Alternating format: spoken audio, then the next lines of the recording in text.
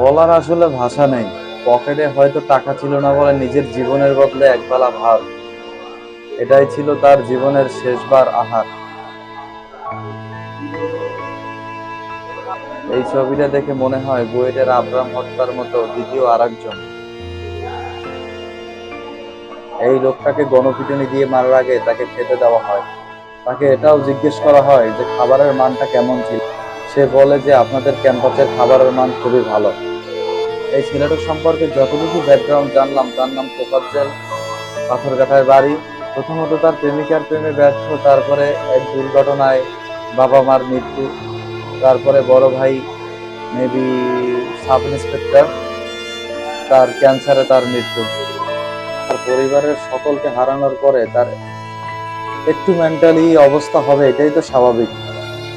তেমন একটা পরিস্থিতিতে কে কজন বা স্বাভাবিক অবস্থায় থাকতে পারে, জীবনযাপন করতে পারে। একটা সময় এই মার্ডারকারীরা তার আত্মীয় স্বজনের সাথেও কথা হয়। তার ভাবির কাছে নাকি 2 লাখ টাকা দাবি করা হয় একটা ফোন চুরির দায়ে। বলে 2 লাখ টাকা দিলে ছেড়ে দেওয়া হবে, না হলে মেরে ফেলা হবে। এই ঢাকা বিশ্ববিদ্যালয় থেকে রফিক শফিক বরকত সালামের উত্থান, সেই ঢাকা বিশ্ববিদ্যালয়টাকে আজকে কিছু কুলাঙ্গার ছাত্র কলঙ্কিত করে।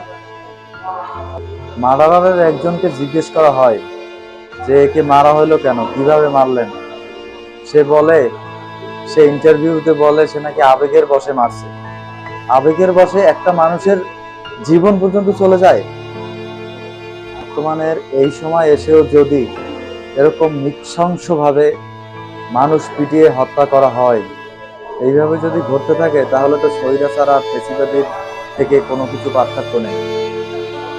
8 বছর আগে তার মা বাবা ভাই বোন হারাইছে, আজকে তার মৃত্যু।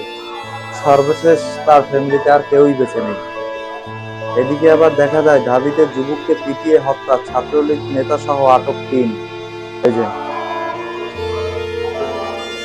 শুধু ছাত্রলীগ না, এই হত্যার সাথে যে যে জড়িত তারই বিচার হওয়া উচিত। হোক ছাত্র দল, হোক ছাত্র শিবির, হোক ছাত্রলীগ, হোক আওয়ামী লীগ, হোক বিএনপি, হোক আপনি, হোক আমি। বিচার তো হবে, বিচার তো দেখতে চাই, তবে তাদের সাহস কিভাবে হয় এরকম একটা ঘটনা ঘটানোর? তাদের সাহস কিভাবে হয় একটা লোককে পিটিয়ে হত্যা করা? আপনি তো আইন ক্রিয়েটর না, এর উচিত বিচার হওয়া চাই।